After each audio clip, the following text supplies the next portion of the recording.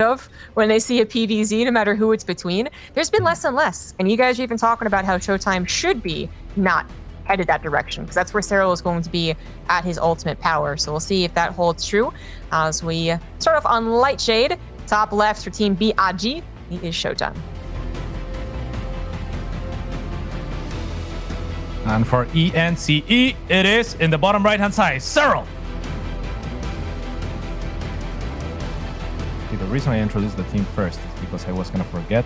I had rehearsed it in my head. ENCE, I already forgot. ENCE. It's like the NC already sounds like ENCE, you know? Yeah. ENCE. It's like LMNOP. It's a word, it's not letters. All right, just someone's already asked in chat, just to be very clear, these guys have already made it into the season finals. The upper bracket, what is going to happen, who makes it in, was yesterday, actually. So, or even the day before. It was on the 15th. No, it was yesterday. So yesterday, we already got to see ShoWTimE and Serral make it into the season finals. Now, they still want to win. They want to get to the grand finals. They want to win against whoever they face in the grand finals, because that's more money, more points, more prestige, all that good stuff. But for someone like ShoWTimE, for instance, and I always find this difficult to navigate, I don't want to be negative, but I think for ShoWTimE, he wanted the season finals. He was like, I found it absurd that I've never made it to the season finals, and I agreed with him. Mm-hmm. He's there. If he falls to Serral and unfortunately falls to whoever is in the lower bracket, I still feel like he would be, okay. Like, he'd be like, I tried my best. I met some really crazy hard opponents, but I made it to the season finals. Serral, though?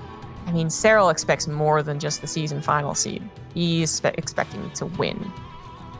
Yeah, for sure. And somewhere mid-season, seeing the performances of ShoWTimE, I thought that there was always a chance that he could actually take this whole tournament. And I think that if he somehow gets over this hurdle, the hurdle that is perhaps the biggest possible hurdle in the matchup, that is Serral, then he potentially could face someone like Clem in the finals. And I think when we talk about Clem's TVP and ShoWTimE feeling confident in PvT, for example, that's a matchup that seems like it could almost go either way. So ShoWTimE could be looking at the best opportunity that he has ever had to take down one of these European championships. And what a victory, what an accomplishment that would be.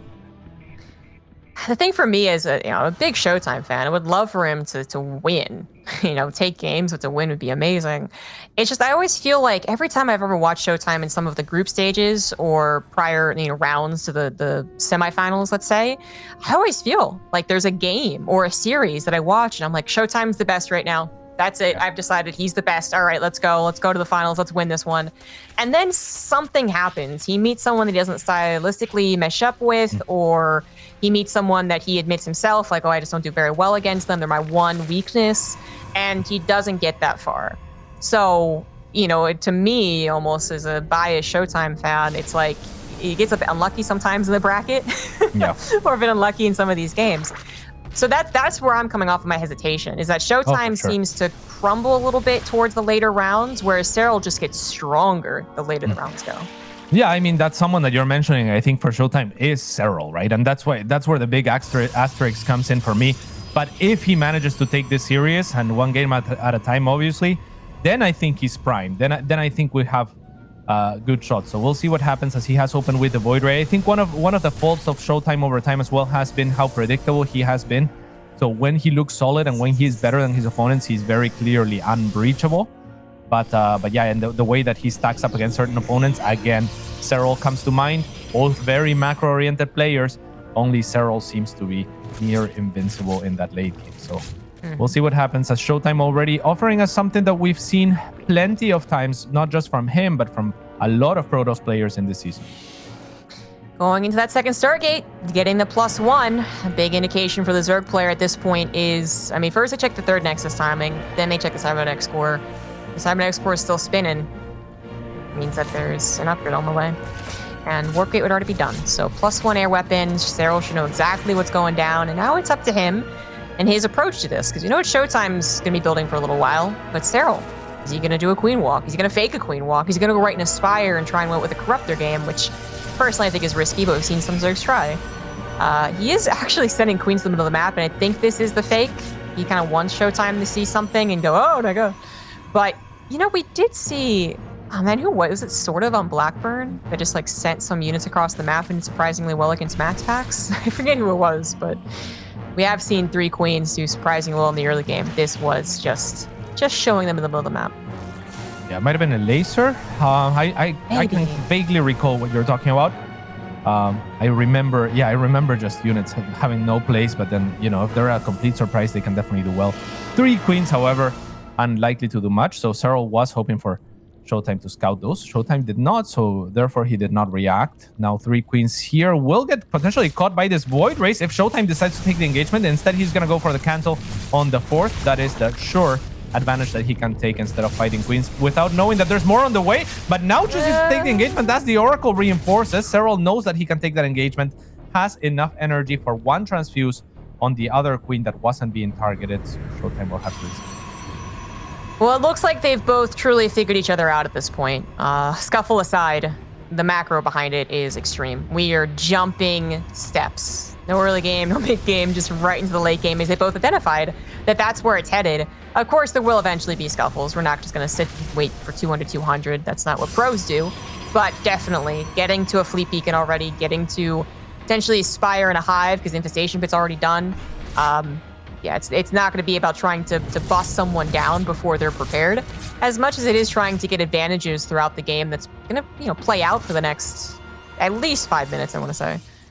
Yeah, the roll away is an interesting addition, perhaps for disruptors, perhaps just to be defensive for the time being, but it will come in handy as ShoWTimE kind of finalizes his army towards the later stages, as he's already started to fire up 3 carriers, CG, and we're headed to the late game very quickly.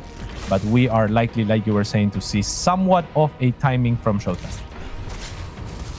I think that ShoWTimE has to be very careful. He doesn't... Okay, the Oracle has to be careful, first of all. Yeah. But he hasn't seen the Spire. So basically, at this point, you know, Serral could have done some type of tricky Muta thing, but I think that's just not this game, right? Mm-hmm. So you see a Spire at ShoWTimE, you're going to continue building Void Rays, because that just means they're building Corruptors. If you stop building Void Rays without getting enough... What is enough depends on how many Corruptors are built. Then Corruptor attacks can actually defeat the Protoss as they're finally getting going, basically. They think it's going to be a longer game. They think that they're foolproof against a lot of things, and then suddenly just enough Corruptors come out, and they have just too few Void Rays. I'm like a little worried, because I don't know if ShoWTimE realizes this is Serral's plan, that it is Corruptors fairly quickly. Yeah, and very heavily at that, so... We'll see, as 2 Voiders are out on the map still trying to creep, trying to clear the creep, trying to make that recede. The carriers are well hidden or well tucked in for the side of ShoWTimE, but like you said, I really would like to see a few extra Void Rays here, because there is so many Corruptors that, yeah, ShoWTimE could be in a lot of trouble. He doesn't have a lot of static defense to rely on at his 3rd triangle either. So if the fight happens at his 4th, I feel a little bit more confident for his chances. But if it happens at his 3rd, it could be nasty. Oh, I think it'd be... Oh, okay, so Serral just... If Serral waits for these units to come even closer... Yeah. I was actually going to say, that actually would have been an amazing bait. Be like, oh no, I don't have enough queens, chase me. And then Corruptors appear. Even with them being a bit closer to that 3rd base, 2 carriers just get popped instantly. And now I think ShoWTimE really has to worry. Yeah, he even warps in some Stalkers. Never what you want to be doing at this stage, but... He has to make something happen. The queens are here as well, so this is a really, really awkward siege, but it seems to be working out because the Corruptors are here en masse, and they are confident enough to dive into those carriers as well. Now the Void Rays are getting one-shot by the Corruptors. This might just be over before it begins, Jess. Yep. Exactly. It's over before it begins. Like, I guess ShoWTimE really did just assume that they had almost agreed to a no rush 10, let's say, right? So another minute would have done a lot for ShoWTimE, but the fact that there was already so many Corruptors and that they were already out ready to one-shot down or almost one-shot down some of these carriers, clearly ShoWTimE just wasn't expecting it, and he didn't think about scouting for it either. It is a bit difficult to scout it when you're going for such a gas-heavy style, because it's not like you're going to have any sentries. I think you just literally don't have any sentries with this, right? So there's not even a chance for 1 hallucination, much less 2, which is what you usually see from Protosses who try to scout for a Spire. But yeah, there's just if it's only the Oracle, I feel like it is easy for the Zerg players to hide that Spire. Yeah, now roaches are the reinforcement of choice here from Serral, just to potentially just to close out the game from his perspective. Though there is one disruptor that will have a say in the matter. Flux Veins just finished a couple of seconds ago, but there's obviously no Void Rays remaining to take advantage of the upgrade. And that really goes to show that ShoWTimE was just not ready for this at all this time around. Perhaps its carrier transition a little bit too preemptive without really catching wind of how many Corruptors Serral was going for as quickly as he did. So, heart crashing, really. I mean, those two carriers even falling before the engagement even begins. Like you were saying, Serral was baiting there in the middle of the map with the Queens. And now ShoWTimE on the back foot. He is switching to a ground-based composition. He barely has any upgrades for that. Now working with +2. Well, yeah, I mean, I would ask what he has to do, CG, but yeah, I don't know that there's much. Well, bit of salt in the wound, letting the Lings in. Not the biggest deal, but so there is one thing to be said, guys, and that is that ShoWTimE didn't die right then and there. He is able to transition and maybe even max out, and he's got 4 bases, right? It seemed devastating that he lost his air army, and it truly was, but he saved all 4 bases, all of his probes, I guess, or remade them very quickly, and as such, does have a second chance at life, especially if Serral were to be so overconfident to say, oh, that won me the game, right? But, you know, Serral knows how to end games. So he's already made Broodlords. He's got 4 more on the way. That's something that ShoWTimE just can't really tackle with this army. So at best, he buys time to hopefully build up another air army, which is not exactly the best. Oh my goodness, Disruptor Shot gets a really good shot in the roaches. But it's not about the roaches. Those are easy to replace for Serral. 5 bases, 76 drones. It's about the Broodlords. But ShoWTimE, man, he's very calmly worked his way out of a very bad scenario. I would not be surprised at all if other Protosses, despite having 4 bases left alive, would have said, oh, that's too much, GG. But yeah, like, I would have left 5 times. There's no chance. But here comes the fungal from Serral, and Serral was brilliant, by the way, because as he was killing all of the air fleet, he starts his Greater Spire. And not before that, because he was having all of the resources just kind of committed to have the greatest amount of Corruptors possible. But as he realizes, okay, well, now what are your options? You probably have to, or at least one of your stronger options should be to switch back onto ground, because, you know, if you go air, I already have a hefty lead in terms of Corruptors. Starts working towards those Broodlords. He was never going to be surprised by an attack, and now he is on the counter offense. Now, props to ShoWTimE once again, because he has managed to get the potential answer for those Broodlords and in good numbers in the Tempests. There aren't too many Corruptors here to speak of. So maybe if he can hold, we can start talking about a game again. I mean, I really am impressed to see ShoWTimE wiggle his way out. Because it's not even that he was able to save his bases and transition into ground. He also was...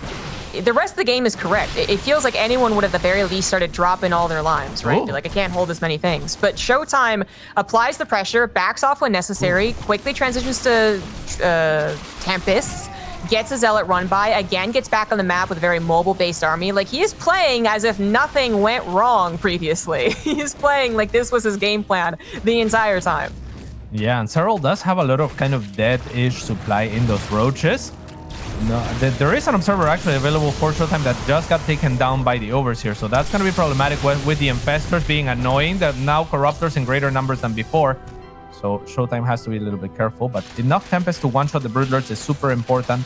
On the other side, Serral trying to trade perhaps the more inefficient units, and will find a base for his troubles. Doesn't even need to trade them in the end. Drones are burrowed here to prevent the Zealots from doing too much. A fungal is spent to tickle them, but really you're gonna need the brunt of the army to come back, the brunt of the ground forces, at least from Serral, to come back and clean that. That's exactly what happens, and now ShoWTimE continues to scramble. Scrambles with elegance, though, doesn't he? He does, for sure. You couldn't tell if he was falling or just dancing gracefully or something like that, man. It seems like a game that he is going to be very much able to play out. I mean, Serral, look at that.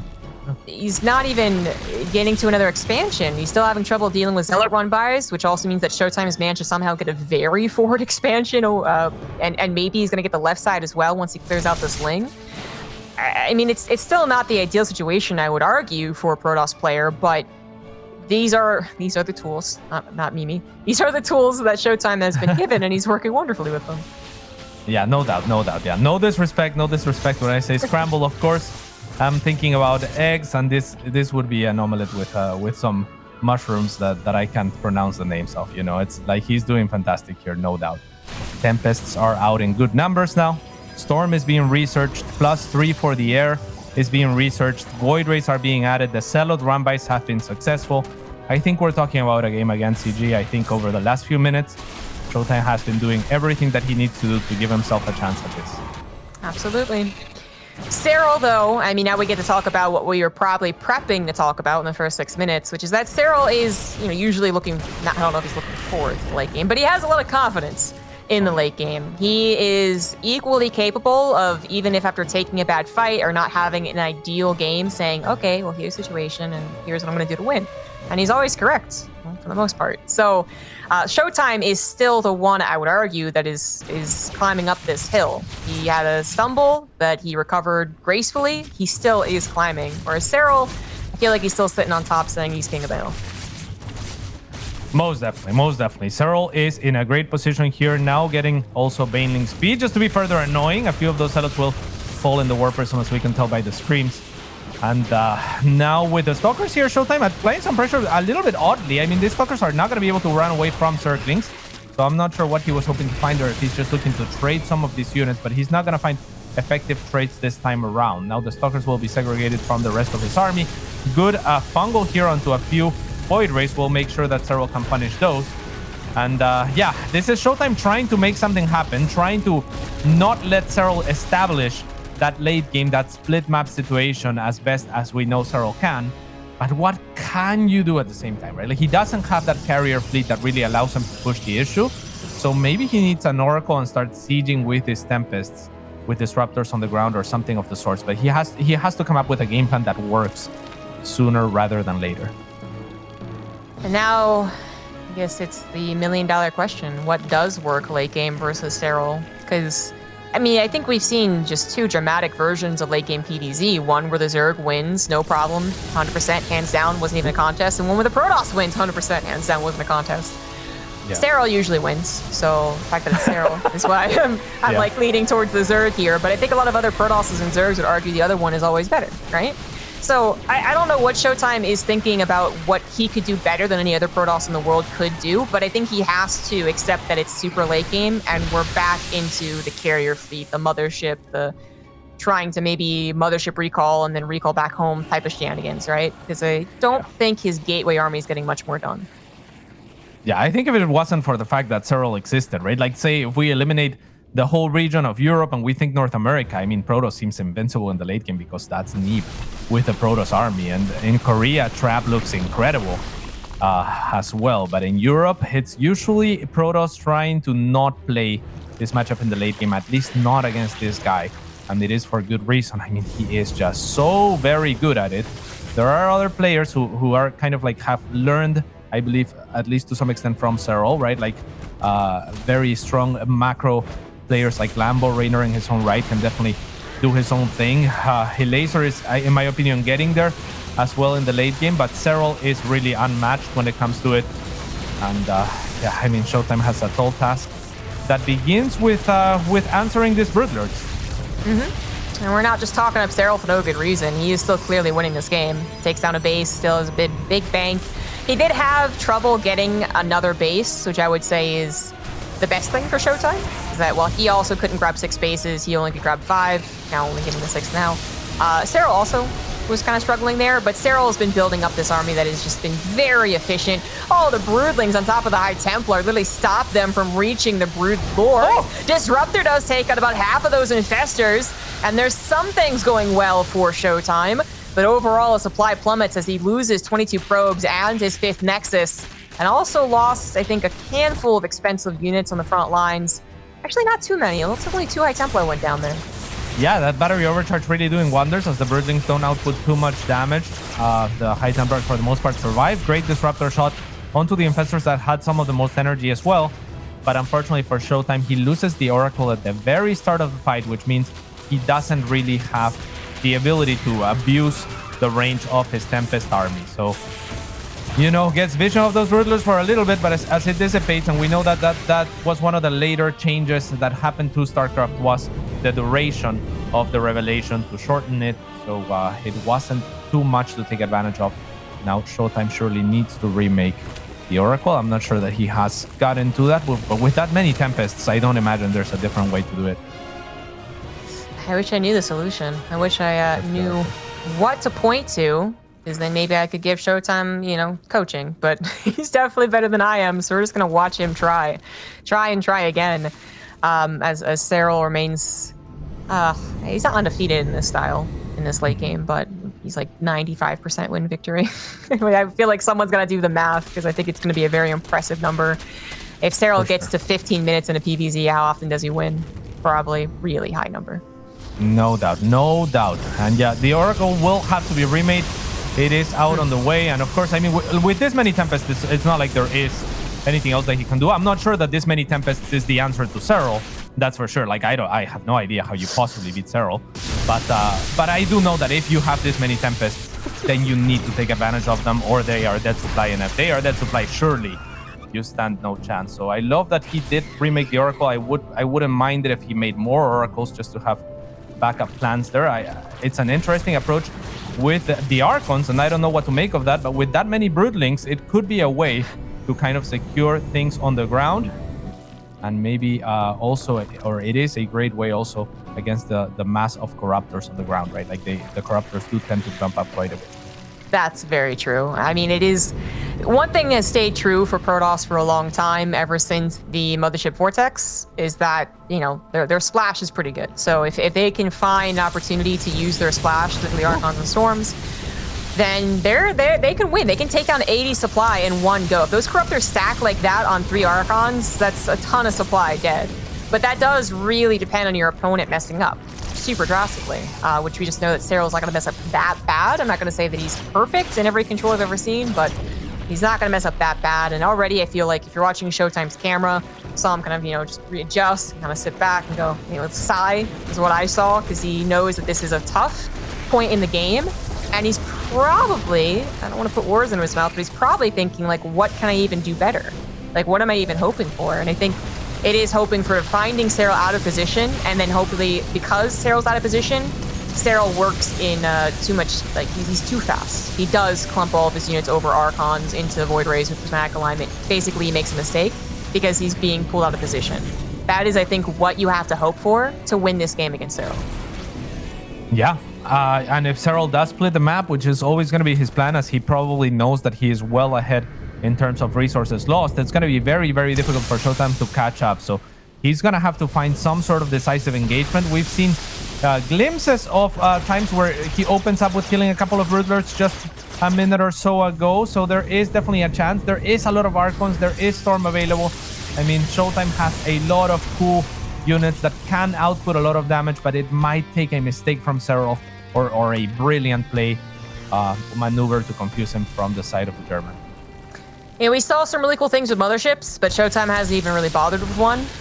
He just figures it's not worth it. The mothership recalling to one location and then recalling to another with the Nexus recall, that is cool. I do think that maybe one of the problems that Lightshade's not necessarily the best for that. I'm thinking of Jagannatha, you know, for sneaking up the left or right side. But I will also add that Serral seems to think that's a big problem too, and almost always on maps like that has an Overlord conga line to make sure he doesn't get surprised by the mothership. So even if we were on a map that had more dead space around the corners, I don't think it would have worked. So now that we're not on a map, it looks like ShoWTime's just, yeah, I'm not going to bother trying it, because I'm almost certain he has experimented with it.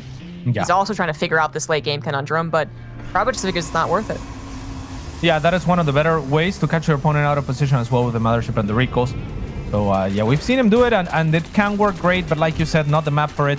And so he's gonna skip that. Serral already taking the other side of the map, so if he can mine some resources from there, that'll give him further wiggle room to kind of mess up should the map get split, which is what we're beginning to see here. A couple of Tempests will fall in exchange for a couple of Broodlords, and the third one also, as the feedback won't kill the Vipers. Things are looking from bad to worse if you're a ShoWTimE fan. I mean, he's kind of stable in terms of like resources lost for the last little bit. He's trading even-ish, but maybe perhaps of that early game is that we find him so far behind still on those grounds. He needs a magical engage. That is true. It certainly wasn't the best setup for ShoWTimE heading into this game. Another reason why it has been Serral favored for the last 25 minutes, I guess the whole game. It's so hard to really think of, even as commentators, like how to paint a prettier picture, because there really isn't one. There's no picture here that works in favor of ShoWTimE. We even have Microbial Shroud coming out to save a couple of queens. Like, I'm sure that'll lead to transfuses, which might save a Viper, and that is really cool, but it's almost show-offy at this point. Like, use all the spells, use all the things to try and tear down ShoWTimE, because anything seems to be working. Yeah, and when it comes to the late game, I think that both of these players can mix things up a little bit. Serral perhaps more so than ShoWTimE, but when it comes to the late game, they're both very organized in their approaches. A massive engagement might be going on here. Fungals and parasitic bombs go off on the entire army of ShoWTimE, who has been taxing Serral on the retreat, killing a few of those Broodlords with the Tempest. Storm is good onto a mass of Corruptors, 4 additional Vipers being made. But yeah, it's difficult to imagine that either of these players will do something completely erratic or out of character, right? Like, Serral's just not the type of player that is going to give you very many opportunities where you're going to have openings. And at the same time, ShoWTimE is kind of the same type of player. But that's why this game is so scary, is because Serral already has that massive lead. Exactly. Plenty of bank to work with. Starting to take over the map a little bit more as well, but actually starting to kind of split the map, truly. I mean, it is always worth noting that even though we're so Serral favored, because he is ahead in this game, and he has shown better games at this point, and, you know, maybe we're straight up biased, sure, whatever, there is a chance for ShoWTimE to win. It really can come down to the final engagement, and if Serral messes up and ShoWTimE plays perfectly, 100%, it could be a super one-sided engagement, one where the past 30 minutes of the game, the commentators look stupid, because ShoWTimE did win. Like, well, way to go. But that is a bit of the nature of the late game PvZ engagements, and it is more dependent on who messes up, who takes the wrong engagement, and who doesn't split. You know, is a big factor. We just assume that Serral is going to do all those things. Yeah, for sure. Well, you know, it's always worth noting that is not foolproof. ShoWTimE could still win this game. Yeah, it's looking very, very dire. I think if you ask 10 out of 10 Zerg and Protoss pros, they would take the position of Serral, especially if they know it's Serral controlling it and not themselves. But yeah, I mean, of course, CG, everyone has biases. Biases are formed from experience, and our experience as commentators and why we get hired to say our opinions is that Serral at this stage and the way that it's looking, and with the game being the way that it is very, very likely to win. So I'm not sure if anyone would disagree at this point, but yeah, you're right. That doesn't remove the possibility, however slight, of a ShoWTimE comeback, and if it happens, it will be that much juicier if it's unexpected. That's exactly right. I actually really like when casters are biased, so that, you know, when they fall, it's a really great fall. Oh yeah, I love it. Now, ShoWTimE has been doing some really nice things. He has managed to keep Serral off of not just this additional, like, 7th base, right? He also did destroy the 6th. And nothing's happening in the bottom left either, though that's also because a lot of it's already been mined out. But as ShoWTimE reveals his division of army, Serral tries to tackle it, get on top of it. A little bit awkward, though, coming through the middle of the map, gets a bunch of feedback. The Broodlords are taking down a lot of the Archons. Still, ShoWTimE probably wanting to replace those before he truly takes an engagement. So, you know, it's awkward for both parties, but more awkward for ShoWTimE by the looks of things. Yeah, I mean, I don't know that I love this position from Serral as far as, like, the angle that he's choosing to engage. He does have that advantage and that room to wiggle that we've been talking about. But ShoWTimE kind of has the option to surround, to come from every which angle, and Serral is very deep, so he doesn't have the easiest ability to disengage. He could get flanked by storms and the like, but again, I think he knows that he can afford some mistakes. His bank is massive. Still somewhat uncharacteristic, but it seems like he's run out of patience. And with that, I mean, ShoWTimE might get a cleanup here, actually. It's close.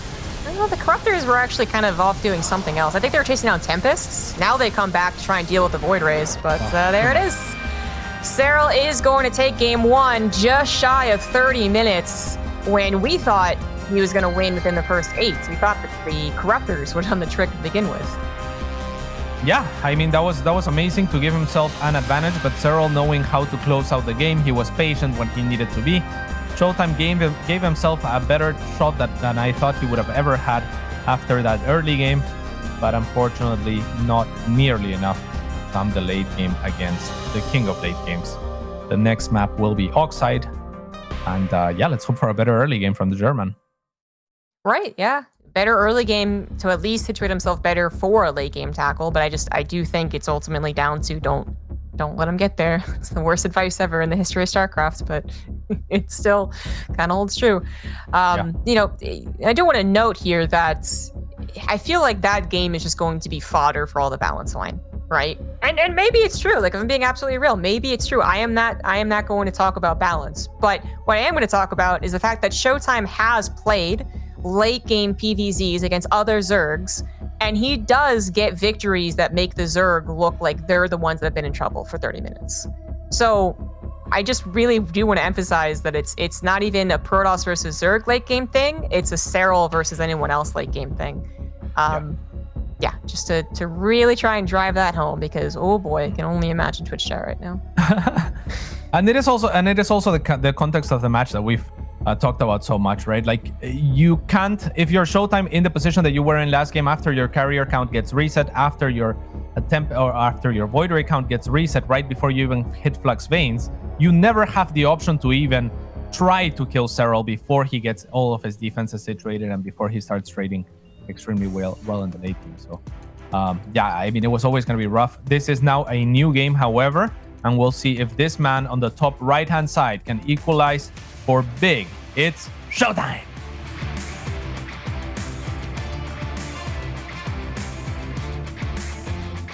In the bottom left, as the red Zerg for Team Ents, he is Serral.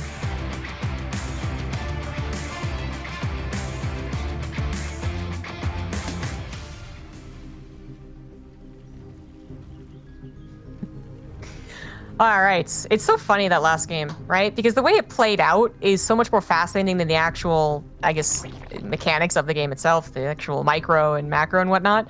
The fact that we started off with ShoWTimE trying to dive towards late game, had to just swap in one of the worst case scenarios to more of a mid game. In the mid game, to be fair, because it just was that fast. They're trying to accelerate to the late game. And then to finally actually get to the late game and still be beaten. It's just that it wasn't the order of things that we usually see. But it was, you know, because it was the way it was, ShoWTimE did not get a good start at all. Yeah, I mean, ShoWTimE was forced onto a ground army to survive the Serral that was just looking to transition. So Serral, and to his credit, and as we expect, just dragging the game out, knowing that he is going to be holding onto those advantages, not making any mistakes and being overeager, say against Disruptors with mass roaches or something like that. He was always planning on that Riddler transition. He was always looking for those key pieces in the Vipers and the Infestors and the Spores as the game progressed. And it never felt like ShoWTimE had a great shot, even though, you know, like, he did get maxed. He did kind of split the map. He was just always one step behind. Certainly what it felt like, and it was a fairly decisive victory for Serral towards the end. Supplies actually got kind of close, but we saw that the banks were different, about twice as much of a bank for Serral. ShoWTimE figured it as well, the way the game had gone, so he knew when to tap out. Now we get to talk again about how the build orders can decide the game. Because last game was so much more about how does positioning and micro and, you know, late game armies decide. Now it's more about, well, what things can, I mean, mostly, what can ShoWTimE do to kind of trick or catch Serral off guard? Serral does throw in cheeses and all-ins, absolutely. He's done a couple of queen walks, for sure. But, you know, the onus is seemingly on ShoWTimE to do everything. He's supposed to trick Serral. He's supposed to be better than him in the mid game. He's supposed to somehow figure out the late game versus Serral. And otherwise, for Serral, we just let him be. We just let him chill. Just gonna talk all about ShoWTimE and what he's trying to do to make the not 3-0 happen at the very least. I predicted it, but I didn't want it. Yeah, and I think that's the case because we have seen Serral so much, and he just thrives when it comes to this. So we'll see what happens. ShoWTimE is gonna poke and find himself one Zergling for only shields on his Adept. So already, you could argue, a better position than he was in for the majority of the game, being ahead already in the resources lost tab, which he was like 12,000 resources behind by the end of last game. 68 actually, so maybe even more than one Zergling. Did he find a drone? I think so. Oh, nice. Canceled, right? Oh. I mean, something. Oh, yeah. 3 Adepts on the front line is a bit surprising. A 4th Adept has been made, you know, now cover back at home. And we might even I mean, depending on how he uses these adepts. Okay, so he is going to shape into the main base. I was going to say, if he saves them, he might wait for more like 6 adepts and a little bit later of a push, but he is going to try and surprise Serral with 1 more adept than usual in the early game. So far, just now getting 2 drones. Just now. Not the greatest? 3? Not the greatest. Not the greatest. And it looked so promising as well, right? Like Serral actually caught by surprise by those 3 adepts, but still his crisis management was outstanding. And the adepts not finding enough. Even the Evo chamber block was very timely, very annoying for the adepts in the main base. Oh, that's a little bit sad if you're ShoWTimE. I mean, you got in there, you surprised your opponent, but the surprise was not enough to do the damage. Still, he has killed a bunch of links with adepts, so, you know, it's still Serral that has had to invest into those instead of drones for a good portion. So ShoWTimE is actually still with a little bit of an economic lead in terms of workers produced at this point, and that's not too bad of a spot to be in. Oh, no. No, absolutely not. I do think that 3 adepts actually shading into a mineral line or into a base, you want more. You do. But sure. The back end of this build is going perfectly fine. Triple Oracle still alive as well. ShoWTimE, very good with this opener. Serral did just get a full scout into ShoWTimE's base, so he saw the 3rd Oracle, I think, as it popped. He saw that it was a faster Robo follow-up, not Twilight Council. One thing I've learned talking to a couple of the other professional Zergs is that ShoWTimE apparently is one of the more consistent players when it comes to defending Queen Walks. So I'm not sure that we'll see a Queen Walk in any game between the 2 today. But it's always something that is on, I know, Protoss's minds. And Serral is very capable of doing it. He is capable, but he is that's not a strategy that he relies on nearly as much as, say, a Scarlet or a Lambo might, where we expect to see Queen Walks in just about every series, if not just based on, you know, what maps the Queen Walks are good on very often. Serral seems to mix them in like from time to time, and of course he can do anything, but I think that a lot of it from Serral is the analysis that we were doing earlier, right? Like how we are looking at ShoWTimE to kind of show us the way to defeat Serral. Well, CG, Serral's waiting too. You know, he's waiting for a Protoss to be like, hey, change it up. Hey, don't do this, don't do that, don't go to the late game, don't turtle up. Because for the time being, he seems to have no reason to really change his approach. If he's looking for wins, and if he finds himself in that late game, there's no one to say, no, don't do that. Right? Mm-hmm. Whereas say Neeb in North America, we talk about him, and he can play that style against Scarlet, where he looks stronger in the late game than Scarlet does. But when he plays Serral, there's Serral to tell him, no, you can't actually play your favorites. You can't play with your favorite toys. Yeah, people to smack his hand away from the cookie jar. This little cute push out is not necessarily, it's not very dedicated. Doesn't come with a Warp Prism, but it can sometimes find a decent number of units, honestly. 3 Queens, 6 Ravagers that aren't being paid attention to. This time around didn't find very much. Had to use the force fields to evacuate. Most importantly, you know, I would say if it's not a Queen Walk, if it's not an early game build, then ShoWTimE should always be scouting specifically for a Spire. Because I do pin Serral as more of a Spire player. He likes doing, we saw last game, the Corruptor thing. This game, it could have easily have been the Mutas if perhaps it wasn't scouted. But the double hallucination did come in this game. He's not putting all of his gas into air units, so sentries are available. And they saw that it was a Spire, so Serral, you know, I feel like he's a mean Zerg sometimes. Because I think the meanest thing you can do to a Protoss is get a Spire, and then they just don't know if they're going to use it or not. And Serral does not ever feel pressured to use it if he doesn't want to. It'll be useful later on, of course, as we head into a bit of a later game. ShoWTimE is getting more and more prepared for an actual push, though. So he's bringing Disruptors forward, and he's getting a Warp Prism. Yeah, he's also getting a Dark Shrine. I wouldn't mind seeing something like Blink DTs as well come the later game. Zergs tend to have 1 Spore per base, but they don't usually have Overseers nearby necessarily. So still there is room for those DTs to snipe the Spores. However, a big attack here. Serral has already broken the rock, so he has the option to flank. A lot of links are going to come from behind to hold the army in place for those vials. ShoWTimE with a gutsy recall, and some of those units actually moving units out of the way, and that might have helped some of those survive as well. So not too bad of a loss from ShoWTimE. I mean, that looks like Serral pushes him back, of course, but in terms of units traded, I don't think the Germans are gonna be too sad. In fact, if we look at resources lost, it's a heavy advantage in his favor for this point in the game. Well, that 1 Disruptor shot was able to get 3 Ravagers, and I think like most of the Roaches have gone down. So That one disruptor did make it a little more worthwhile. Without it, I was quite concerned for ShoWTimE. It was fully surrounded, could have even lost more units, because more units attacking means less units recalled. But it's okay. Yeah, it is okay. ShoWTimE's on 4 bases, 80 workers, still building up to a good army.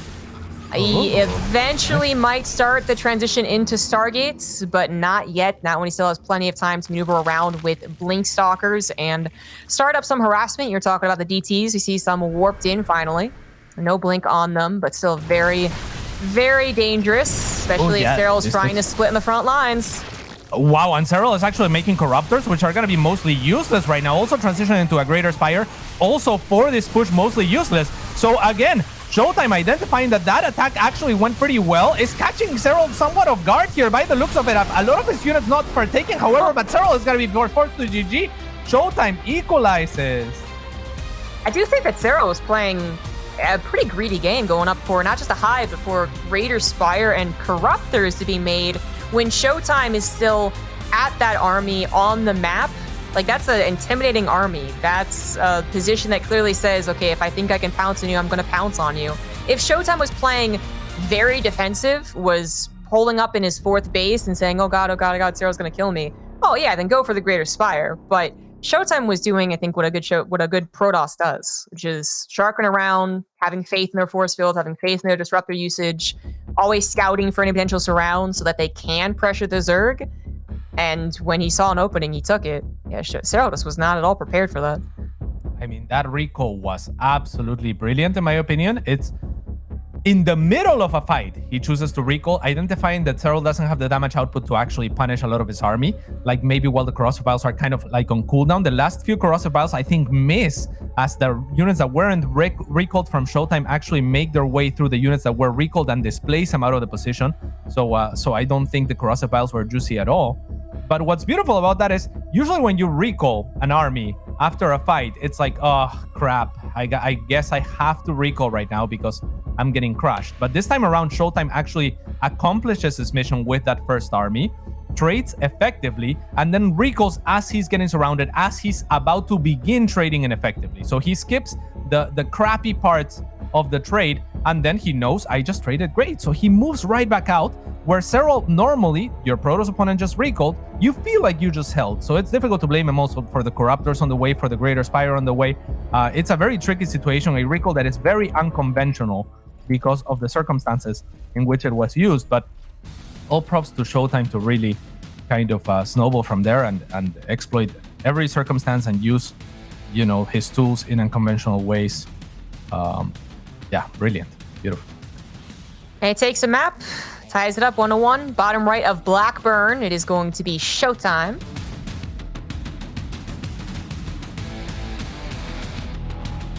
And in the bottom left-hand side of the map, it's the red Zerg player. For ends, Serral. Chills. That's such a cool maneuver, such a cool game from ShoWTimE. I think that ShoWTimE played, that is the type of game that ShoWTimE plays that I say, okay, well, he plays pretty perfect PvZ as far as always being out on the map, always controlling these units well, always getting the get out of jail free card, because he always uses his force fields well, his recalls well, and his disruptors well, because disruptors are also great at pushing back a Zerg who thinks they can overwhelm you.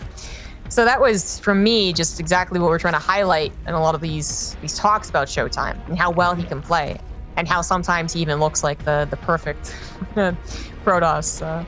That was a good game for that one. I don't think it was perfect, of course. I do think that overall the push forward into the recall was a bit of a mistake. It was a bit overzealous. To have to recall in the first place is almost an admission of a mistake. But obviously, like, it's better to, you don't, when you drop a cup of milk, you don't just throw the entire milk gallon on the floor. So it is still better, absolutely, for ShoWTimE to do what he did. But to get back on that map, to continue pressuring, shows a lot of confidence. Shows that he's definitely not scared of Serral, or perhaps he's only scared of Serral when it does get to that supreme late game. Yeah, perhaps. I guess I would love to talk about that recall further on an interview with ShoWTimE if we get it. I would be so excited. I mean, if we get it, that means he won. So that would be amazing in its own right. But yeah, I loved everything about his play in that previous map.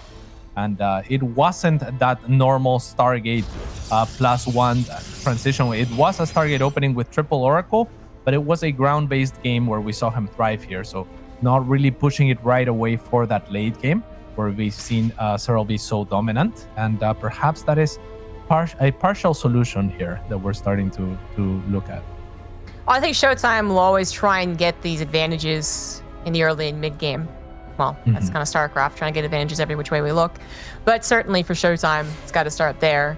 So we saw him do the Adept pressure, and that wasn't actually very effective. Triple Oracle can do a lot more damage than it did last game. It was alive, it did its job, but it didn't do a whole lot more. But when it came to having a good army, he got his build order down, he got his macro down, everything was situated back at home, got to a good army, he was able to use it really, really well. That's going to be ShoWTimE's highlight. That's going to be, I guess, his power spike. For Serral, depending on how he's thinking about playing this game, because I think last game he was thinking, okay, I've done a good enough job defending, let's dive towards that Greater Spire, and if he does push me, maybe I can buy time. Well, he didn't buy time. He didn't buy enough time, could barely even take time to reinforce, just tapped out when he knew it was too bad, right? If he decides to go for a late game again on Blackburn, I think you got to be very cautious about ShoWTimE's mid game.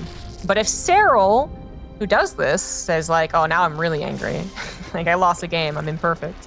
And goes for his own mass, like, Ling, Baneling, Ravager style, then I think there's a lot more to talk about as far as who was better in that mid-game scenario.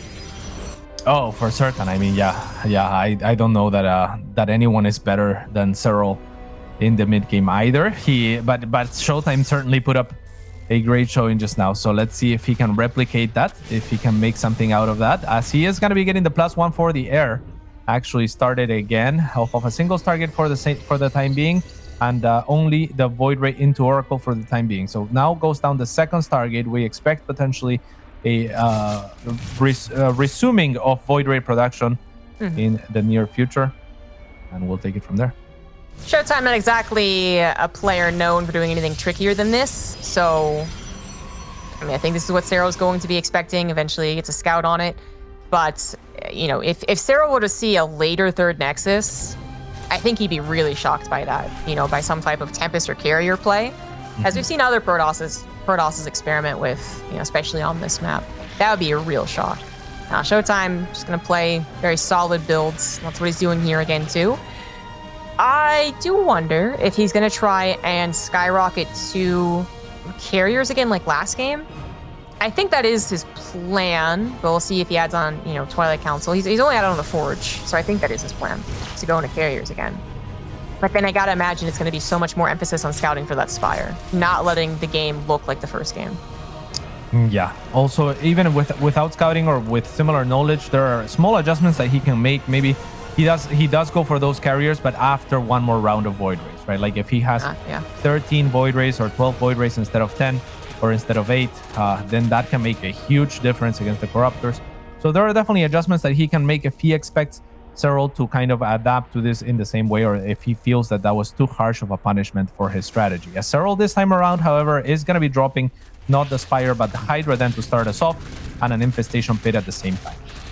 And you know, if Serral is thinking more about the mid game after having taken a loss there, and isn't as well situated for the late game as the first game of the day, like, then Void Ray micro. Yeah, then this is where ShoWTimE feels really confident about his decision. He's like, great, I skipped a portion of the game and you didn't. Like, I should be feeling great, which might be this game. We'll see how much Serral goes as far as Hydras, because he's having some trouble defending these Void Rays. They're all low, but the Queens haven't been actually taken down, running out of transfuses, so much damage being done. Up until that Void Ray loss, it was a perfect game from ShoWTimE. But even still, he is trading much more effectively. Yeah, he did kill a couple of Queens, now 2 drones as well. The Oracle has provided some extra firepower and threatened with those stasis wards a couple of times as well. ShoWTimE is committing further into the Void Rays, much quicker to the Flux Veins as well. This time around, we already had him, I think, thinking about those Carriers, but only losing 1 Void Ray for a couple of Queens and a lot of transfused energy, a couple of drones. Yeah, that's good. I am a bit worried about the potential of a Serral max out, though, because, again, going back to the first game, if ShoWTimE thinks I need to worry about a Spire, and he doesn't... Okay, he just got the Scout, so you know what, just forget it. So he now that he sees that it's Hydras, yeah, he's gonna go into carriers. The problem would be if he still had no idea and just assumed it was Spire again, and he continues making Void Rays, and then suddenly 50 Hydras show up. The Void Rays aren't great against that. So he definitely needed to get that scout. He got it. He goes instantly into the carrier production. And now the second thing to worry about is what we saw. Again, I don't remember which Zerg it was, but someone tried this Overlord drop strategy. It was found by the Void Rays, but if it's not, and the Hydra's all unload in the main base, there is a lot of promise there. A lot of promise indeed. There will be an Oracle, however, left in the middle of the map that should be able to spot a lot of these Overlords. And oh, it just moves now. So that's a little bit unlucky on the side of ShoWTimE, as the Overlords will continue to be unscouted. The Hydras will be spotted, however, and the Revelation will last through the Overlords. So if they get loaded, they will continue to be revealed. Which is good news potentially for ShoWTimE. And it's something that I actually didn't know until recently. Had to find out the hard way, GG. So I don't know if Serral's finding out the hard way. I highly doubt it, but one of those Overlords full of Hydras will actually fall before getting to unload, and the rest of them are going for the rest of the Hydras. This is still a strong timing for Serral in spite of the carriers. Those carriers are gonna lose interceptors quickly, potentially. I don't see any shield batteries, but the units are not yet unloaded, so this is looking okay-ish for ShoWTimE, who has lost most of his Zealot buffer on the ground, now looking to reconsolidate his army before trying again, but might have to forgo his main. I do think it only looked as promising as it did because it took so long for the Overlords to unload, you know? But look now, at the Disruptor! Oh, the Disruptor is going to help out a tremendous amount. Those Queens are going to be taken down so quickly, but they are still alive, need to actually be taken down. Oh, on top of the production as well, a bunch of Void Rays getting shot down before they can help. You know, ShoWTimE, he made the right call by moving back into a shield battery, but maybe unnoticed, he left his production behind. Now he's only depending on these Disruptors coming out of that Robo. Yeah, it's gonna be two of them. They will find the Queens. That's the easy target for the Disruptors, as the Queens don't really have the option to split. But not being able to find those Hydras means that Serral will find himself a second map in the series. And yeah, looking pretty good. I mean, taking some risks in his own right, and lucky the move of the Oracle. I think ShoWTimE maybe could have been a little bit better prepared if he expected the attack into his main. Oh yeah. But unfortunately not so, and ShoWTimE will fall. There's a lot to talk about for that game, but we're going to have to wait to talk more about it and see the unfolding of the rest of the series, because first we're going to go to a break. See you after.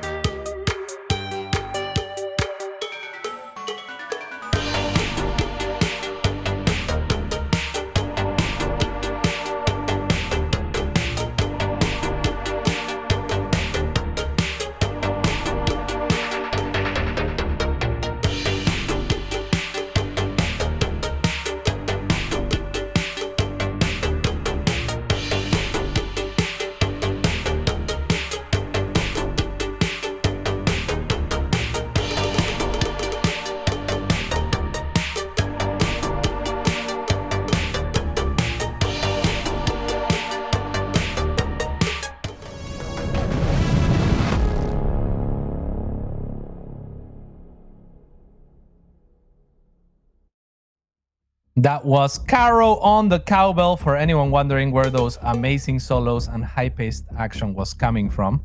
My name is Katz, joined by Jess today. Zombie Grub. This is a pretty good match so far. I mean, that last game, it looked a little bit like ShoWTimE got caught off guard for once. So Serral trying on a different hat, but he can bring it back. He can do it, I believe. I think so. The last two games were, I think, more strategy and tactics, but I'll get into that after the intros. Bottom left, we have the Blue Protoss down a game. It is ShoWTimE.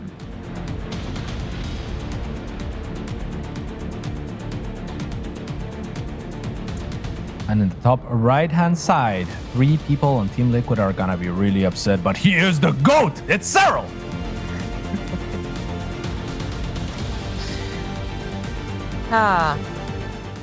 Guys, I feel like a lot of things went into that last game, right? I think, first of all, that style of play is just maybe fairly popular on Blackburn. Shout out the Twitch chat, by the way, for reminding me who it was who did that build. It was Vanya. So I think Protoss is going for that Stargate build and then reacting based on their scouting if it's Hydras or Spire is more popular, right? So Zerg players, I guess, have been developing that little Overlord drop, and I think the first time, I don't know if it was the only time, but the first time that I saw it was Vanya's game, where that was also the game, I think, where he pulled a couple of the queens and did the random timing that actually threw Axpax off guard.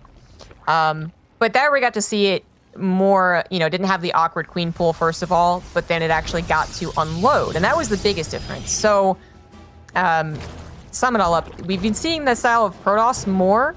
So I'm not surprised that Serral had a build maybe pre-planned to hit it, because it's still kind of new, I would say. Like, I don't know if ShoWTimE is thinking, okay, I'm going to go into this style, and I need to make sure that he's going Spire or Hydras, and if he's going Hydras, I need to make sure I don't see Overlord drops. I don't know if the Protoss have been so keen on seeing that coming yet, right?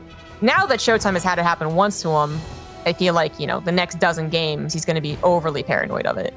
But the Overlords being just the real trick to it, because absolutely, otherwise ShoWTimE was playing the fine game against a Hydra build. He scouted it fairly early on. He transitioned into carriers. He had shield batteries available in his natural and third for defense at the front, which he would have been able to defend. I'm fairly confident about that if Serral had just done a regular attack to the front.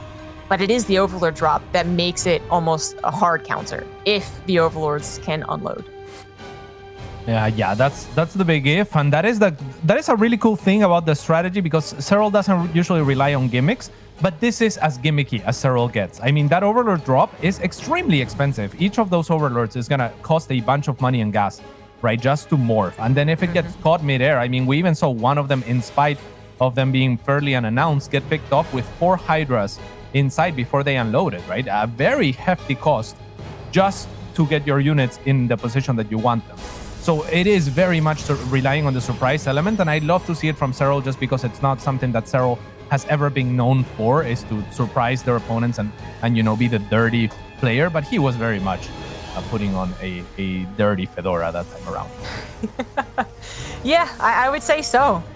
And I really would now love to see another situation where the Overlords do get denied, and how it could possibly work for the Zerg player if that happens, because it does feel like that is the only reason that it works. That might be giving carriers a little bit too much credit, fair enough, but it's so much about those Overlord drops. We're not going to see that again, almost 100%, as we also might not see ShoWTimE try another 2 Stargate opener. I mean, it's not exactly a bad build, I think, so I just don't know if he's going to be feeling confident in after 2 losses with it. Officially, that is the the situation. He's lost both games that he went double Stargate in. Yeah, and this time around, he's going back for the Oracles. He's going back potentially for the ground transition to complement those Oracles, most likely triple Oracle opening, which is something that, like you said, yeah, there's the third one he feels extremely confident with. One of the trademarks of ShoWTimE, who also opened triple Adept, again, which gave him some success before. This time around, Serral was ready to repel the first 3, however, with a few more links. So they didn't really find the entry that they did before. And the game will kind of just happen as it does. Nothing too worth noting at this point. Roach Warren now going down on the side of Serral. pretty safe by the looks of things. Otherwise, I was going to say, ShoWTimE follow-up technologies, a little bit more of notes. It is going to be a robo yet again, so very much like the second game they played, the one that ShoWTimE did eventually win. It's going to set him up, I think, well to get into Robotics Bay, Disruptors, kind of a classic way of handling some of the Queen pushes, but then also is, play out the rest of the game, get to those Archons, get to the charge, exactly like he did in game number 2. I have the most confidence in ShoWTimE playing this style, but, I actually had some confidence in his previous game, the one on Blackburn, because I thought Serral might be... I didn't think of Serral going for the Overlord drop. If Serral had gone into the mentality of, I'm going to show you what a good mid-game looks like, and then ran head first in the front against carriers and shield batteries, I thought ShoWTimE would have had a great gotcha, I figured out your strategy before you figured out mine type of situation. But instead, the Overlord drops really made it too bad. So now that that's done and over with, I do think this is the best chance for ShoWTimE, this type of style of play. Yeah, let's see if he's able to pull it through. He's already getting a Robo Bay on the way, an Immortal already to anchor. Before that, in case there was some sort of very early road shenanigans, not the best map for Queen walks. I'll say it over and over again, but it is a map that's not, necessarily the worst ever. So if Serral is going to be as tricky as Overlord dropping in the previous map, I don't know that I can put anything past them at this point. ShoWTimE looking for a deny, but these are Oracles and not Void Rays, so they will just end up wasting a little bit of energy in that process as Serral Queens are here. This is so identical to that second game. Double Hallucination comes out. Spire is in kind of a trickier spot, actually. Last time, it was behind the mineral lines, so one of the more obvious spots to put a Spire. This time, it is kind of in the front of the natural. Oracles don't see it. Hallucinations are not... Oracle sees it. There you go. Yeah, Oracle sees it, and they find 5 workers. Might see a recall here from ShoWTimE potentially, as the Spire will be threatening down the line. But for the time being, he's just happy to let the Oracle sit back and relax as they recharge their shields. At the same time, ShoWTimE has found the area that has the least creep here to threaten this base of Serral. So Serral, we've talked about it before, he is the player that is willing to give up ground if he feels like he cannot defend. This time around, he seems to feel like he is going to be in a comfortable position to do that. So ShoWTimE will retreat and wait perhaps for his Disruptors, an extra tech like Charge and Dark Templars to come in handy. It's maybe a slightly worse game for ShoWTimE, just slightly, because he lost an Oracle. No. Where's his third Oracle? Oh, he's back at home helping to defend. My bad. What a guy. So... Good. Yeah, then everything else is really quite similar. And he backed away from his first little poke there a bit faster, but I think that's unimportant, really. Just the point is he kept all of his units alive. And we get to see what he does with the better army down the line, especially in terms of distraction. Does he get good pushes? Sure, maybe. But does he also open up opportunities for the Dark Templar? Also very possible, because this is a fairly quick Dark Shrine. Yeah, beautiful maneuvers from both players here. Serral, knowing that his Spire was scouted, he chooses to make 0 Muta.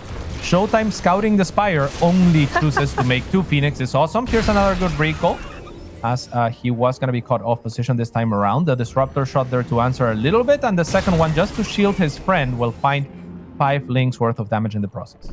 This is so similar to the second game. The recall that happened was a little bit stronger of a statement, I guess, from Serral, who really did feel confident collapsing in.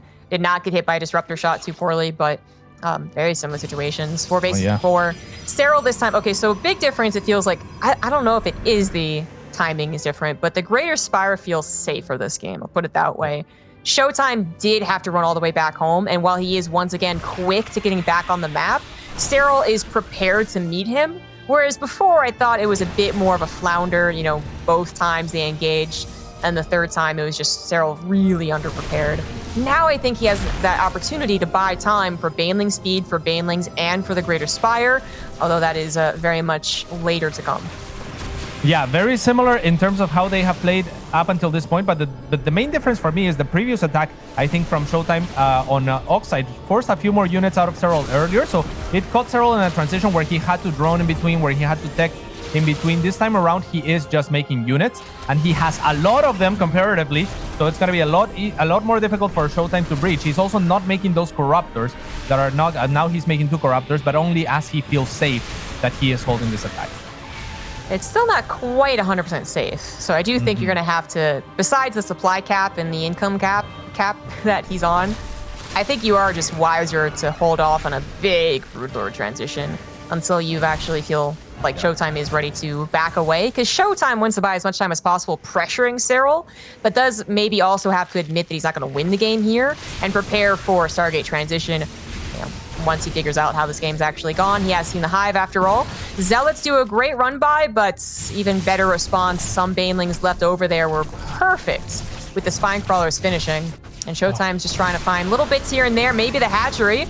That's a lot of Archons. The Baneling's gonna really find trouble actually getting good connections. They do manage to collapse on top of the Stalkers, but one of the Disruptor shots, the second one as well, doing great work for ShoWTimE. As he ends up a bit happier for taking that trade and actually sees that the army is completely disengaged, so he is going to take down this 5th base. It's ShoWTimE. I mean, he's taking down the other base as well. Big damage onto the 12 o'clock base with the Zealot run by. Won't be able to finish the base, but also carved out a great set of... a lot of space out on the map, right? Like, there's no creep left, basically, for Serral once those 2 creep tumors fall. So ShoWTimE really finding very annoying positions. And yeah, I mean, that looked fantastic. So many Archons as well. That the Banelings are wildly ineffective against this army. So it looks scary there for a second from Serral, but ShoWTimE really looking fantastic right now. And now I would say that Serral really needs Broodlords. So before it was like, be cautious about how you get to them, but now it's like, well, you gotta dive for them. This army is just outpaced your own. The amount of Archons, the Disruptors finally getting their shots as well. 2 Broodlords is, it's not much. It is tickling some of these Archons. And it's not really even stopping the blink forward from killing them. Actually, a big transfuse to save it for a little while longer. But both Broodlords do get taken down. Queens go away as well. Banelings no longer available, and it is all up to these last couple of Broodlords. I think ShoWTimE, respecting his opponent a lot by pulling away there, doesn't quite get that Disruptor shot, but is still going to take a good fight. Charge lots come in, and this actually might be the game that evens up the score as Serral is slapped back down the 3 bases, 20 supply below his opponents. He's not going to get this one either. All he's got on his side are a handful of Broodlords, which are extremely ineffective when they're alone. Yeah, I'm at a loss for words. I mean, this game has been incredible from ShoWTimE. He has played such a strong game, just compositionally. Towards the tail end there, it looked like maybe the Stalkers were tanking a little bit too much for the Archons and not the other way around. I feel like he had the chances to maybe even close out the game, but I mean, I'm just nitpicking at this point, right? Like, because it looks so amazing for him. If we look just at the map and the space that he has gained, it's all blue. Serral is scrambling to stabilize, and that's not something that we get to see very often. So it's looking very, very good for ShoWTimE. Oh, he's not even going to stop the recall. The Roach's damage output was barely not good enough. Good split, though. A very good split from Serral. I mean, it seems so unimportant compared to the grand scheme things to save 6 Roaches, but he does guarantee the kill while saving as much as possible. He's still trying desperately to get up to an actual intimidating amount of Broodlords, because if he could get up to like 12, then yeah, he might control the skies well enough for ShoWTimE to have the transition. But if he's only going to show 4, then ShoWTimE could actually push the issue with a ground army. Yeah, big smile on my face right now, because it's exactly as you say, Zombie Grub. He saves exactly the maximum amount of Roaches that he could have saved, but can he save himself from this army of ShoWTimE? It's looking extremely unlikely as ShoWTimE pushes on through. Disruptor shots are not available anymore, however, so now it's the time for Serral to retaliate, and actually finding a little bit more damage than I wanted to admit it would be possible here. The Broodlords are lagging behind, but they are only going to strengthen this army. A misclick from ShoWTimE will cost them an additional unit or 2, maybe 3. Now the War Prism getting involved to save some of these units, and while ShoWTimE is still in a very good position, you can't afford to do that two or one more time, even perhaps not against Serral. Yeah, that's what Serral needed there. A convincing engagement, taking down a lot of the expensive units. Well done. And of course, he didn't have to sacrifice a whole lot of those I mean, well, I guess half of them actually. That does suck, but the point is he's lived for another day. He might be able to continue adding on to the Broodlord count, whereas ShoWTimE still has yet to add on that Fleet Beacon for Tempest. He is going for kind of that middle road response, which is going into Void Rays and one at a time at that. But sometimes that is just enough. Depending on how close the game is, and it's a damn close game, the Void Rays might just be enough to power down the Broodlord so that they're they're not the reason that Serral continues to hold, but good blink forward. Going to take out some of those Corruptors, the would-be Broodlords, if you will, but not actually get on top of those Broodlords. Yeah, would-be Broodlords and would-be answer to the potential Void Rays should ShoWTimE decide to go that route. The Broodlords in a very annoying position, flying there over that space so that the Stalkers can't really find too much surface area under them. And so they protect themselves just by, positioning, which is wonderful to see from Serral. The army of Stalkers of ShoWTimE has grown gigantic at this point, so he's going to be looking for pickoffs onto bases. There aren't too many links to hold things in place, but there is going to be too many broodlings at some point, and that is a scary prospect in its own right. So yeah, I mean, ShoWTimE, he really needs something else. I feel like I don't know what it is, Jess.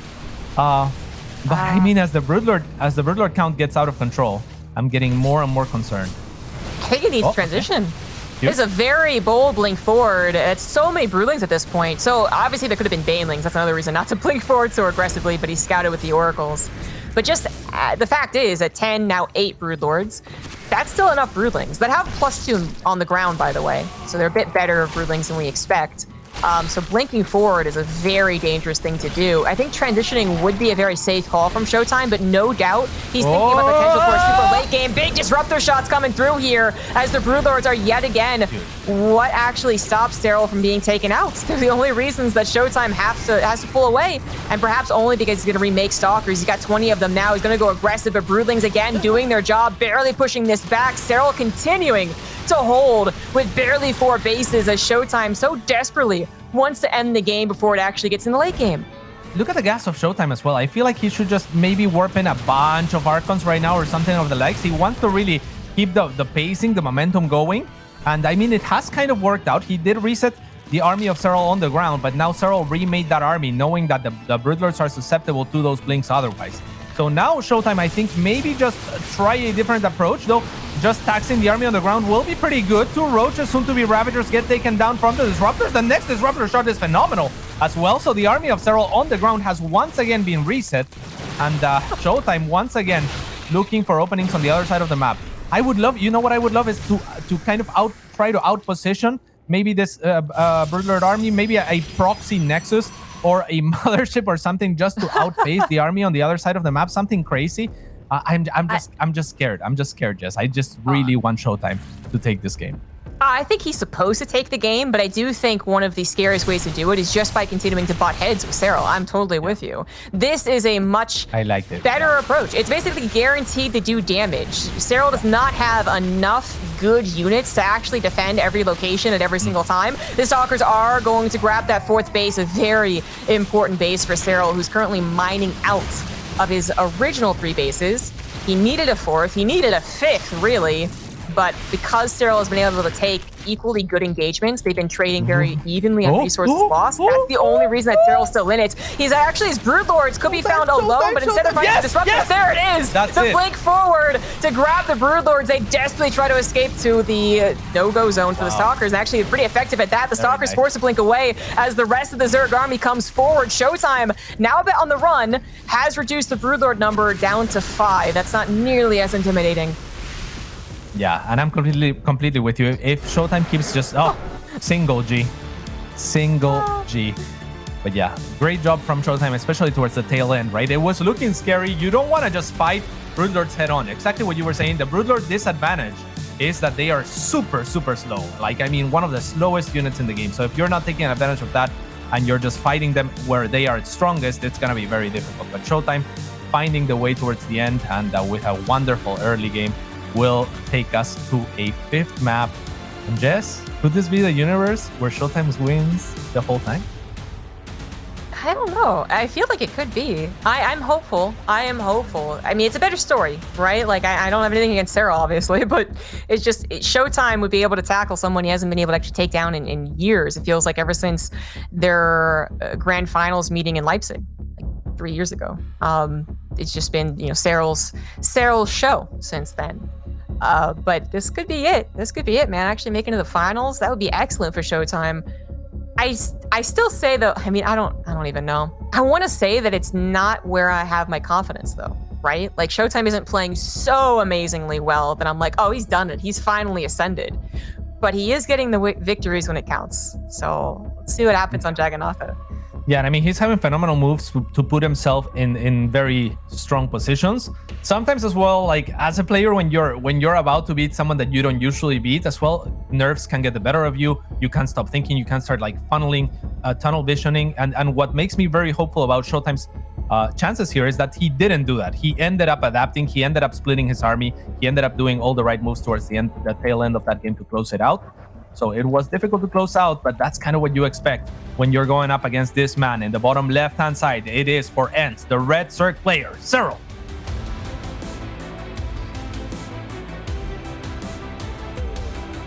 In the top right, as the blue Protoss, it is ShoWTimE.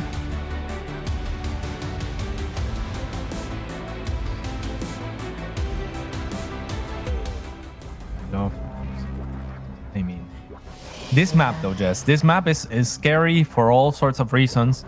It's scary to me because Queen Walks are really strong. Now, will Serral put all of his eggs in the Queen Walk basket? I would wager not, but it still has to linger in the mind of ShoWTimE. Second reason it's scary is this map is kind of really easy to wall off, kind of relatively easy to split to take those first 4 bases. It's an easy map for Protoss to go air on, but we've seen how that has worked every single time against Serral. So, you know, it's a little bit of a bait almost. It's hard to call because, you know, the first game that ShoWTimE lost with the double Stargates, I would say it was just lack of scouting. He fixes that in the third game where he tries it again. He gets the scout and the Hydras versus the Spire, but then doesn't realize that Overlords had to be checked in on.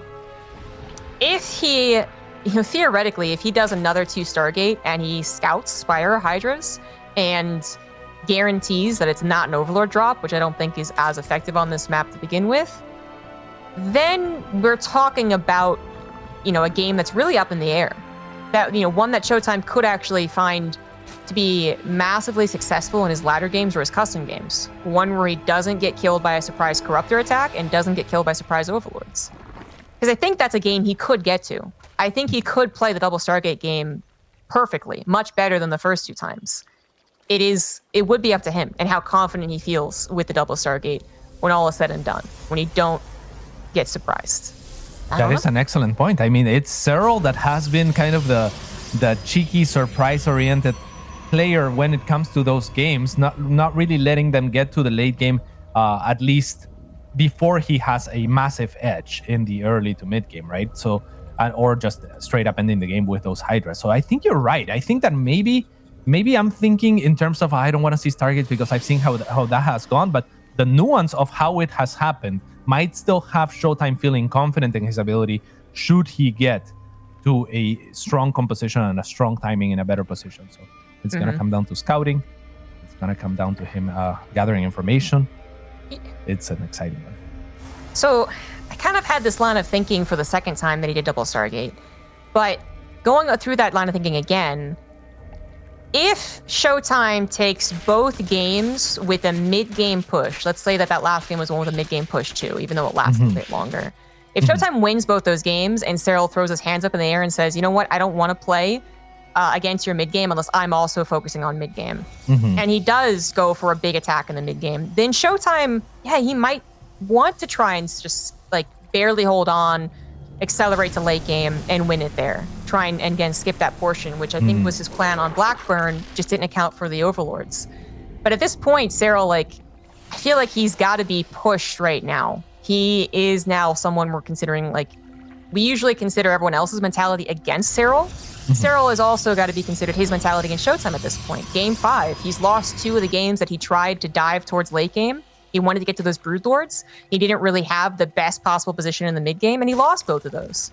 So how much is he accounting into that versus, you know, every other option that a Zerg has? Like, could he actually swap into a game where he just, you know, tries to Hydra bust the good old-fashioned way, tries to Queen bust, tries to Roach Ravager overpower his opponent? Could he do that? Does he want to do that? His ShoWTimE is going to go in a second Stargate. +1 is on the way. Yeah, and that's part of the question too. Does he want to do that? Because clearly he thinks or relies on the Broodlord transition at some point to stabilize himself against those mid-game armies. We've seen it now twice in a row that's his preferred transition. So I don't know that it's an issue of him going too fast into the late game as much as going fast into what he thinks is the answer to what ShoWTimE is proposing, right? So yeah, it's a lot of questions to be answered, and I think we're gonna get some answers here, Jess. I think there is a bit of a mind game going on here.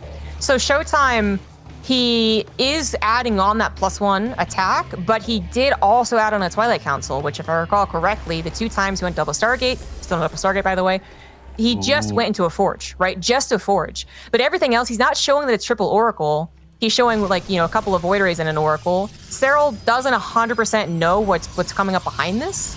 So I think there's a bit of a mind game going on here. Huge. Is it effective enough to get like a huge victory against Serral? Well, that's a different question, because it seems like Serral, when he is on, he is invulnerable to mind games. Yeah, but at the same time, this is a ShoWTimE that has played a mostly calmed and organized approach to the series, right? Like for the most part, yeah, like he's won in the mid game with the timings, but it's been kind of like him saying, "Hey, Serral, I'm coming at you with the timing, by the way," and Serral's like, "All right, I'll make my units and let's see how that goes." And ShoWTimE got the better of him. But this time around, it's more like, "Hey, Serral, I'm gonna be making Void Rays off of 2 Stargates that you've potentially spotted, or just the 1 Stargate as he continues the Void Ray production." But then he's looking to perhaps hit a ShoWTiming. That said, not too many gateways being added and the Templar Archives as well, Jess. So maybe just a different approach altogether. I think if if Serral were to do, let's say, a Queen Walk again, like not the earliest one, but a bit of a later one, then ShoWTimE would have a better chance against it.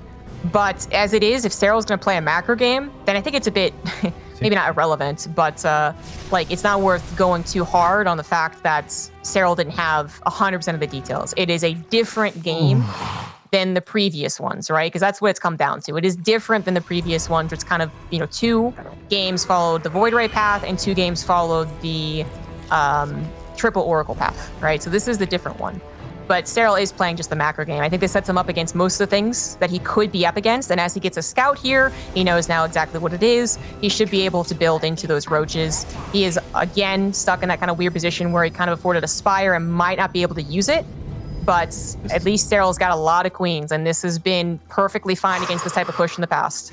We'll see. It's a big push regardless. The first portion of that push is on the way now, as ShoWTimE is positioned to potentially push the issue here. Serral does have a Spire on the way. Could see Muta this time around, as there isn't too many Void Rays. There is a single Stargate, and that can be the type of units that offer Serral a win condition with the backstab potential when he feels safe holding. And there's not much that answers Muta in this army of ShoWTimE. He does not want to go through chokes at this point in time. That is a ton of roaches, but the Void Rays are going to buy him some space. ShoWTimE, that is. I think you just got to run away from this. I feel like I got flashbacks to Trap versus Serral when he just ran up that small choke. Like, why? I think it's almost the exact same build too. Like, ShoWTimE is much better off trying to drag these units away from each other. So if the roaches are away from the queens, the Void Rays can tackle them. But if everything's all together, Serral is absolutely good to go.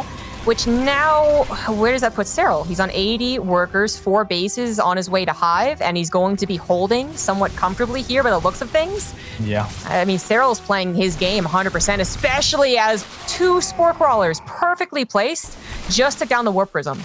Like, that was ShoWTimE's only move because there wasn't anything else to defend there. He might have gotten a bunch of damage done, but the Warp Prism dies. Well done, the 2 Spore Crawlers. Ruthless Serral so far. I mean, the Spores are waiting. The Lynx were waiting for ShoWTimE to decide, I'm not going to be able to rake you. I'm going to take a 4th. It goes to take his 4th. There's already Lynx there. I mean, Serral's just a few steps ahead, seemingly, this game on most fronts, and he's looking invincible, incredible. ShoWTimE's going to have to pull out some magic here. That's what's the worry about it. Serral deflects that with ease. Just, again, the queen count is just too much to really overcome. So even, if they're on 6 queens because they assume, oh, you're not doing anything with that, then maybe you can overwhelm them. But that's very unlikely this day and age. I feel like Surgeons get a lot of queens. But ShoWTimE was hoping for a little more control. The army pouncing around, sharking around, and the Warp Prism. But the Warp Prism dying just means that he's forced to go back home. Kind of wait this one out and acknowledge that Serral is going to get to Broodlords and try and play out from there. Serral is providing some aggression, but he's also just getting rid of supply in preparation of the Broodlord transition. Yeah, such elegance as well. Breaks the gateway with all of the roaches, and I think most players would just go in with all of the roaches. Serral says, I'm just going to send 3. snipe workers one at a time and not risk the rest of them in case your army shows up here. So he's really just taking a very, very, very safe approach to things. Now with the Broodlords on the way, things are going to start getting a little bit more difficult for a ShoWTimE that is mostly ground-based, that is mostly Zealot heavy. And yeah, I mean, how do you deal with Broodlords at this point? He just doesn't have any answer. He's got to start applying pressure. I mean, he knows about it. So, I mean, if he knows about it and isn't slapping down Stargates, it's because he just doesn't want to yet. He wants to apply the pressure first. But I do think he has to slap down Stargates. I don't think he's going to win with this push, but he could do damage. He could attack on the right with the big army, do damage on the left with Void Rays or Zealots or DPs, something like that. Or Darkshire in this game. But I don't think he's going to actually stop Serral, now that Serral has Broodlords. Maybe huge Disruptor shots as Serral overcommits or something on the chase. Very good Storms to start. Actually, huge Disruptor shot potentially. No, only 3 Roaches in the end. The Storm is all the High Templars are going to fall to Banelings. Serral is ready for everything, seemingly. That last Templar not being able to be picked up by the War Prism in time, and the Rambai on the other side of the map will also be deflected. I mean, ShoWTimE is near max, right? He's at 171 supply, but I just don't see the answers. There's the Fleet Beacon and the Stargate that we've been talking about for a little bit now. It's a Hail Mary at this point. He's playing from behind against Serral again, and this is going to be difficult to bring back. Yeah, he didn't stop Serral very much at all from getting to this point, whereas the previous games either straight up stopped him or, was in a good enough position to... Thinking engagement coming down. Good enough position to keep Serral under his thumb. Complete opposite scenario at this point. Disruptors aren't really getting any fantastic shots to help ShoWTimE overcome the deficit of technology. He just really doesn't have a great answer against the Broodlords. Another Disruptor shot does come through to help tear down these Queens, but the Queens aren't really the problem. ShoWTimE on 4 bases, now plummeting in supply, has no answer to the Broodlords. This push was unsuccessful, completely unsuccessful. In fact, it just poked the bear. Now Serral knows that he can go across the map and win this game. 2 Tempests on the way is all that ShoWTimE can afford. I mean, he's just saving up money so that he can continue on with the upgrades with the Tempests and to try to pray that Serral doesn't kill him soon. But Serral, he does not like a killer instinct. Of course, he knows that he is well set up for the late game, but he also knows that he is in a fantastic position right here, right now. We'll push on forward. ShoWTimE identifies that this is not an army that he can fight. And so he will go on the counter offense as soon as possible, as soon as he realizes that Serral is on his side of the map. But he will be met by a bunch of Roaches and Banelings, so not even finding success against half of the army of Serral. He will be forced to GG out. And Serral with a solid 3